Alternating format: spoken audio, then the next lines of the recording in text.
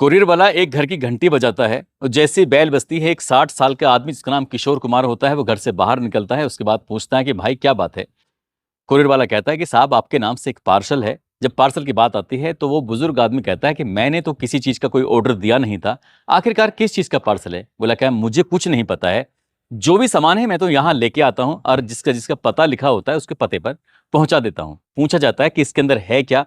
कहता है साहब मुझे कुछ नहीं पता है, ये बॉक्स है, आप इसे ले लीजिए और इसके बदले में आपको कोई भी चार्ज नहीं देना पड़ेगा। जैसे ही उस बुजुर्ग आदमी ने उस कोरियर को लिया, उस पार्सल को लिया, लेने के बाद उसको खोला तो पता चलता है कि उसके अंदर एक नया मोबाइल था, साथ ही एक नया सिम कार्ड था। तभी उस बुजुर्ग आदमी को याद आता है कि अभी 2-3 दिन पहले एक कॉल आई थी सिटी बैंक से। वो कह रहे थे कि क्रेडिट कार्ड का एक ऑफर निकला था, उसमें लकी ड्रॉ में आपका मोबाइल और सिम कार्ड। ये तो बात बिल्कुल सच। पूरे घर को ये बात पता चलती है, सबके सब खुश हो जाते हैं। इसके बाद उस मोबाइल में कुछ जानकारियां, कुछ ये सब चीज़ें जब अपलोड की जाती हैं, डाली जाती हैं, सिम कार्ड शुरू किया जाता है तो पता चलता है कि बुजुर्ग आदमी के जो करोड़ों रुपए थे बैंकों में अलग अलग, वो सबके सब साफ हो जाते हैं। ये मामला बड़ा सुर्खियों में हो जाता है। पुलिस इस मामले की जांच पड़ताल में जुट जाती है। हालांकि पुलिस अभी किसी ठोस नतीजे पर नहीं पहुंची। लेकिन जब ये घटना होती है उससे कुछ ही दिन पहले एक और घटना होती है। उस घटना की गूंज भी उस पूरे प्रदेश में फैल जाती है। दरअसल शहर के जाने माने डॉक्टर होते हैं, एक फोन उठाना उनके लिए इतना दुखदाई हो जाता है, वो सोचकर भी उनके अंदर सिरहंसी पैदा हो जाती है। दरअसल ना केवल ये कहानी उनकी है, बल्कि जहां जहां तक भी लोग सुन रहे होंगे ये कहानी उनके पास तक जरूर जानी चाहिए, क्योंकि ये कहानी कई तरह का संदेश दे रही है। ये कहानी कई तरह के लोगों को सचेत कर रही है। आदाब, नमस्कार, सत श्री अकाल। मैं उस्मान सैफी। आज की जो सच्ची घटना मैं आपको सुनाने जा रहा हूं, ये सच्ची घटना है हरियाणा प्रदेश का एक जिला है हिसार। दरअसल हिसार की ही ये सच्ची घटना है।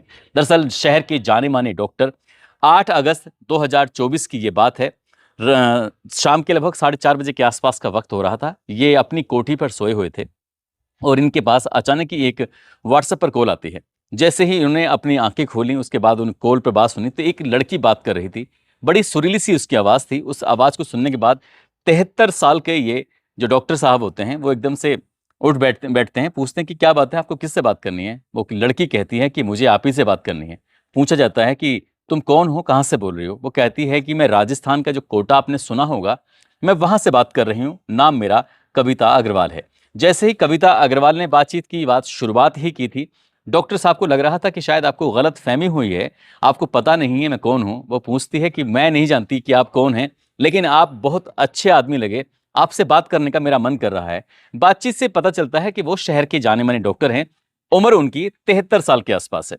लड़की ने कहा मुझे उम्र से कोई मतलब नहीं है। अब इन दोनों के बीच चैट शुरू हो जाती है। चैट शुरू होते होते कब ये बातचीत का सिलसिला आगे बढ़ जाता है, तभी वो लड़की कहती है कि मुझे तुम्हें देखने का मन कर रहा है। जैसे डॉक्टर साहब कहते हैं कि क्या देखना चाहती हो? वो कहती है कि मैं भी बाथरूम जा रही हूँ और तुम्हें भी बाथरूम आ जाना चाहिए। जैसे डॉक्टर साहब को ये लग रहा है कि लड़की जब खुद बाथरूम बुला रही है तो तुझे बाथरूम जाने में कौन सी आपत्ति है, क्या दिक्कत आ रही है? अब डॉक्टर साहब सीधा अपने बाथरूम पहुंच जाते हैं। लड़की जैसे जैसे हरकतें वो कर रही थी, जैसे जैसे एक एक कपड़े को वो अपने तन से जुदा कर रही थी, ठीक डॉक्टर साहब भी वैसे ही करने लगते हैं। अब इसी तरह से करते करते जब दोनों ही बिल्कुल न्यूड अवस्था में हो जाते हैं, बिना कपड़ों के हो जाते हैं, डॉक्टर साहब फिर बाद में लगभग 6 मिनट 54 सेकंड तक ये कॉल चलती है। उसके बाद डॉक्टर साहब जैसे ही अपने निवस्त्र हो जाते हैं, बाद में वो कपड़े पहन लेते हैं। कॉल कट हो जाती है। कॉल कट होने के बाद कुछ देर के बाद फिर से कॉल आती है। लड़की कहती है कि जितने भी लम्हे थे, जितने भी ये बातें थी 6 मिनट 54 सेकंड की, मैंने सब कुछ रिकॉर्ड कर लिया है, मुझे पैसे चाहिए। पैसे वाली बात आती है तो वो पूछते हैं कितना पैसा चाहिए? वो कहते हैं कि मुझे 5,000 रुपये चाहिए। डॉक्टर साहब कहते हैं कि मैं तो कोई यूपीआई वगैरह नहीं चलाता, ऑनलाइन कोई ट्रांजैक्शन नहीं करता हूँ, इसलिए मैं कहाँ से पैसे दूंगा। जैसे ही ये बात आती है तो वो लड़की इतना गुस्से में आग बबूला हो जाती है। वो कहती है कि आपको पता नहीं है, जब ये वीडियो सोशल मीडिया के अलग अलग प्लेटफॉर्म पर वायरल हो जाएगी, तब आपको पता नहीं कि शहर के जो जाने माने लोग हैं, आपको जो जानते हैं, आपकी जो इतनी प्रतिष्ठा है, आपके चाहे वो राजनीति में हो, चाहे वो प्रशासन में हो, चाहे वो शासन में हो, जहां जहां तक आपकी पहुंच है, वहां वहां के लोग आपको बिना कपड़ों के देखेंगे। और बिना कपड़ों की जो आप इतनी गंदी संदी हरकतें कर रहे थे, वो सब देखेंगे तो शायद आपकी जो इज्जत है वो मटिया मीट हो सकती है। अब डॉक्टर साहब की इतनी बात सुनाने के बाद उस लड़की का फोन कट हो जाता है। और फोन कट होने के बाद डॉक्टर साहब थोड़ी देर के लिए सोचने पर मजबूर हो जाते हैं कि आखिरकार ये लड़की कह के क्या चली गई। कुछ देर बाद जब डॉक्टर साहब को होश आता है, उन्हें लगता है कि कुछ गलत जरूर हुआ है, तभी उस लड़की को वापस कॉल बैक करते हैं, लेकिन उसका नंबर स्विच ऑफ आ रहा था। इस तरह से जब नंबर स्विच ऑफ आ रहा था, डॉक्टर साहब परेशान हो जाते हैं। 8 तारीख की यानी कि 8 अगस्त 2024 की ये घटना होती है। 9 अगस्त बीत जाता है, 10 अगस्त बीत जाता है, लेकिन कोई ना कॉल आ रही थी, ना डॉक्टर साहब कॉल करने की कोशिश कर रहे थे तो कॉल लग भी नहीं पा रही थी। और इसी तरह से 11 अगस्त भी बीत जाता है। अब जब 11 अगस्त हो जाता है तब डॉक्टर साहब को लगता है कि ये सब फेक था, कोई दिक्कत नहीं है, कोई परेशानी नहीं है, अब कोई कोई टेंशन भी नहीं है, क्योंकि अब 3-4 दिन इस घटना को, इस पूरे वाकये को बीत चुके हैं। अब अगले ही दिन यानी कि 12 अगस्त 2024 को दोपहर 12:10 के आसपास का वक्त हो रहा था, एक वीडियो कॉल आता है। और वीडियो कॉल को जैसे ही डॉक्टर साहब ने ओके किया, यानी कि सुनने के लिए उन्होंने देखा, तो सामने एक ऑफिसर की वर्दी पहना हुआ है। वो सामने से व्यक्ति, इसका नाम बताता है अपने आप को, राम पांडे। वो राम पांडे कहता है कि मैं सीबीआई से इंस्पेक्टर बात कर रहा हूं। डॉक्टर साहब, आपकी एक वीडियो है जो सोशल मीडिया पर वायरल हो रही है, आप इस रूप में बिल्कुल भी अच्छे नहीं लग रहे हैं। जैसे ही डॉक्टर साहब ने उस वर्दी पहने हुए व्यक्ति को देखा, डॉक्टर साहब डर जाते हैं, घबरा जाते हैं और थर-थर कांपने लगते हैं। तभी वो जो सीबीआई का ऑफिसर होता है, वो कहता है कि आपको परेशान होने की ज़रूरत नहीं है। मैं दरअसल आपको परेशान नहीं करना चाहता, लेकिन मेरी मजबूरी है, क्योंकि ये वीडियो मेरे पास आया है, शिकायत मेरे पास आई है, मुझे कार्रवाई तो करनी ही पड़ेगी। इसलिए मैं नहीं चाहता कि आपके ऊपर कोई बड़ी कार्रवाई हो।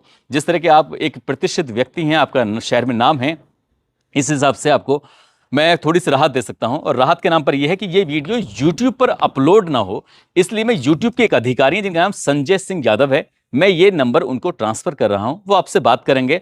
अब आप दोनों जानो कि किस तरह तरकीब से इस मामले में सेटलमेंट हो सकता है। जैसे ही राम सिंह यादव का कॉल उस डॉक्टर के पास पहुंचता है, डॉक्टर साहब को देखकर वो पहले तो डराता है, धमकाता है, उसके बाद कहता है कि तुम्हें शर्म नहीं आती? इस उम्र में तुम इस तरह से एक लड़की के सामने बिल्कुल नंगे हो जाते हो। तो तभी डॉक्टर साहब कहते हैं कि अब जो गलती हुई है उसके लिए माफ़ कर दीजिए। अब मुझे बताइए करना क्या होगा? बात करने की आती है तो कहते हैं कि आपको 3 लाख रुपए अभी के अभी जमा करने होंगे, और जब आप जमा कर दोगे तो ये वीडियो यूट्यूब पर अपलोड नहीं होगा। जैसे ही डॉक्टर साहब ने ये बात सुनी, डॉक्टर साहब ने देखा कि या तो पैसा स्वाद को होता है या बात को होता है, और बात की खातिर पैसा काम नहीं आया तो उस पैसे का क्या लाभ? पूरी ज़िंदगी इतनी मेहनत की है, ज़रा सा भी ये वीडियो लोगों को पता चलेगा तो बहुत ज़्यादा बेइज्जती हो जाएगी। अपनी ही पत्नी के अकाउंट से 3 लाख रुपए वो आरटीजीएस कर देते हैं, ट्रांसफ़र कर देते हैं। उसके बाद फिर थोड़ी तसल्ली हो जाती है, लेकिन तसल्ली नहीं हुई थी, समस्या तो यहाँ से बढ़नी शुरू हुई थी। अब ये सीबीआई के जो इंस्पेक्टर साहब होते हैं, राम पांडे, वे फिर से फ़ोन आता है। राम पांडे कहते हैं, डॉक्टर साहब एक बात बताओ, ये वीडियो आपने यूट्यूब से तो रुकवा लिया है, लेकिन इंस्टाग्राम पर, फेसबुक पर या स्नैपचैट पर या अलग-अलग वेबसाइट पर ये अगर वीडियो आएगा, तो फिर तो बात और भी ज़्यादा खराब हो जाएगी। इसलिए अगर आप ये चाहते हैं कि इंस्टा पर और फेसबुक वगैरह पर वीडियो ना आए, तो आपको कुछ और थोड़ी हेल्प करनी होगी। वो पूछते हैं कि मुझे क्या करना होगा? वो कहते हैं कि 3 लाख रुपए एक जमा करने पड़ेंगे इस अकाउंट के अंदर, 3,98,000 रुपए इस अकाउंट में जमा करने होंगे। जब जमा कर दोगे तो आपको काफ़ी हद तक राहत मिल जाएगी। जब डॉक्टर साहब को ये बात सुनने को मिली, यानी कि एक आध दिन बीत जाता है, तब डॉक्टर साहब कहते हैं कि ठीक है, मैं कर देता हूँ। डॉक्टर साहब ने 3 लाख रुपए एक बार जमा कर दिए, 3,98,000 रुपए एक बार जो खाता बताया जाता है उसमें जमा कर देते हैं।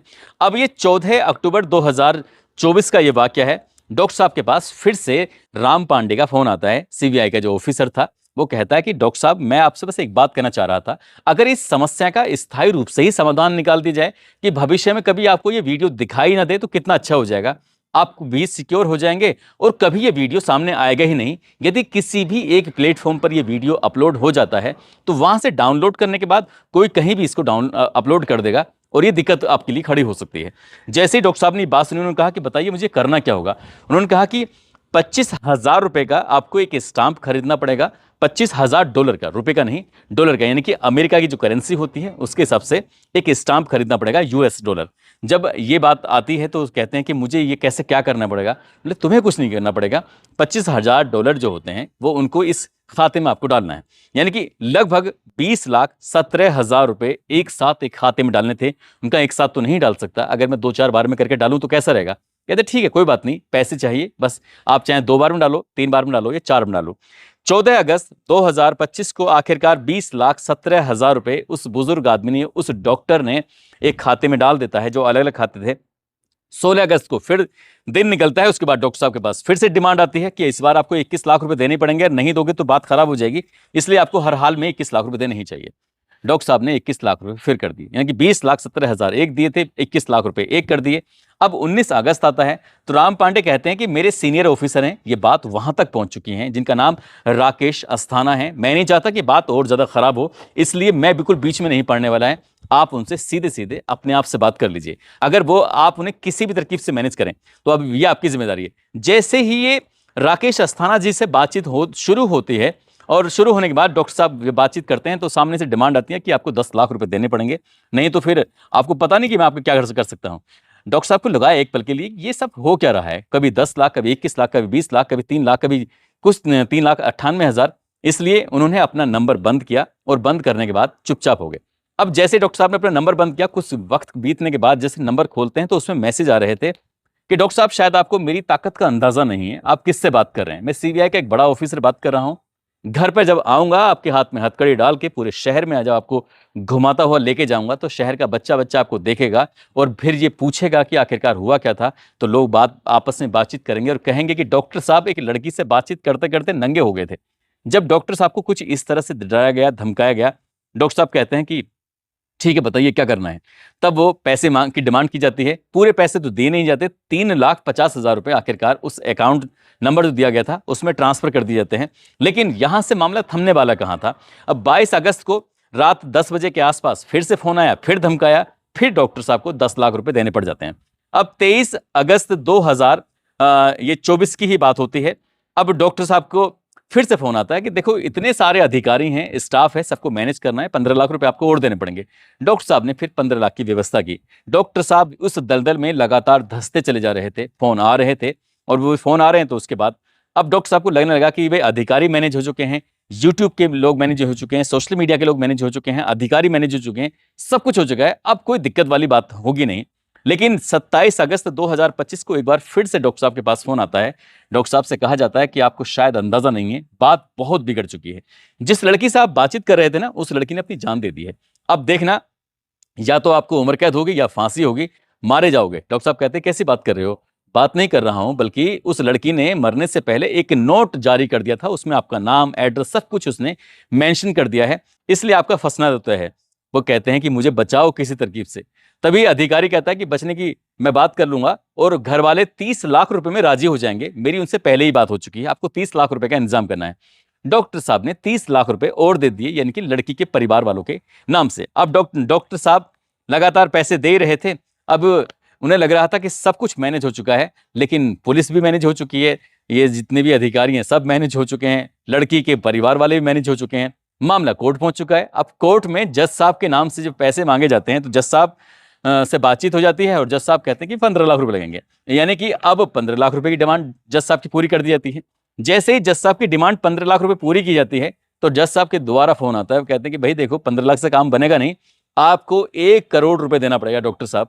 अब जब डॉक्टर साहब को 1 करोड़ रुपए देने वाली बात थी तो डॉक्टर साहब बोले कि अब मेरे पास कुछ भी नहीं बचा है, यानी कि मेरी जो जमा पूंजी थी 1,34,65,500 रुपए मैं दे चुका हूं, अब मेरे पास कोई पैसे नहीं है। डॉक्टर साहब रोने लगते हैं, गिड़गिड़ाने लगते हैं, लेकिन सामने वाली जो पार्टी थी उसने कहा कि कोई भी नहीं, आपको पैसे देने ही पड़ेंगे। 24 दिन में ये सब पैसा जा चुका था, 1,64,65,500 रुपए। डॉक्टर साहब परेशान थे, डॉक्टर साहब की नींद उड़ चुकी थी। आखिरकार 31 अगस्त 2024 की ये बात है, तभी वो रोते हुए अपने ही एक स्टाफ के बंदे से बोले कि भाई मेरे साथ कुछ इस तरह की घटना हो गई है, मैं समझ नहीं पा रहा हूं कि आखिरकार करूं तो क्या करूं। तभी उनके स्टाफ ने कहा कि सर आपको लगता नहीं आपके साथ फ्रॉड हो चुका है, इस तरह की आजकल जो सोशल मीडिया पर इतनी सारी जानकारियां आ रही हैं, अखबारों में लगातार कोई ना कोई खबर छप रही है, यूट्यूब पर तमाम तरह की वीडियो इस तरह की आ रही हैं और आप लगातार पैसे देते चले गए, 1,34,00,000 रुपए आपने दे दिए हैं। तो डॉक्टर साहब के समझ में तब आता है कि तब तक तो खेल बिगड़ चुका था। तभी डॉक्टर साहब ने 1 सितंबर 2024 को नेशनल साइबर क्राइम पोर्टल पर अपनी एक शिकायत दर्ज की, यानी कि एफआईआर दर्ज कराई, और एफआईआर दर्ज कराने के बाद तब पुलिस सक्रिय होती है और सक्रिय होने के बाद पता चलता है कि एक व्यक्ति जो बहुत कम पढ़ा लिखा है, कम पढ़े लिखे व्यक्ति ने ये सब स्वांग रचा, सब कुछ किया। उसकी पत्नी को भी पुलिस ने फिर गिरफ्तार किया, एक 8 साल का उसको बच्चा भी है। मामला फिर कोर्ट पहुंच जाता है, उसके कुछ दिन बीत जाते हैं, उसके बाद ये परिवार फिर ये जमानत के लिए अर्जी देता है। जब मामला जज साहब के पास पहुंचता है तो जज साहब कहते हैं, जज साहब से एक दलील दी जाती है, महिला कहती है कि साहब मैं तो अनपढ़ हूं, मेरा कोई दोष नहीं है, मेरा तो इसमें एफआईआर में नाम भी नहीं है, मेरा 8 साल का बच्चा है, जो भी दोष है मेरे पति का दोष है, आप मुझे जमानत दे दीजिए। लेकिन पुलिस ने उसको भी गिरफ्तार कर लिया था। तब वो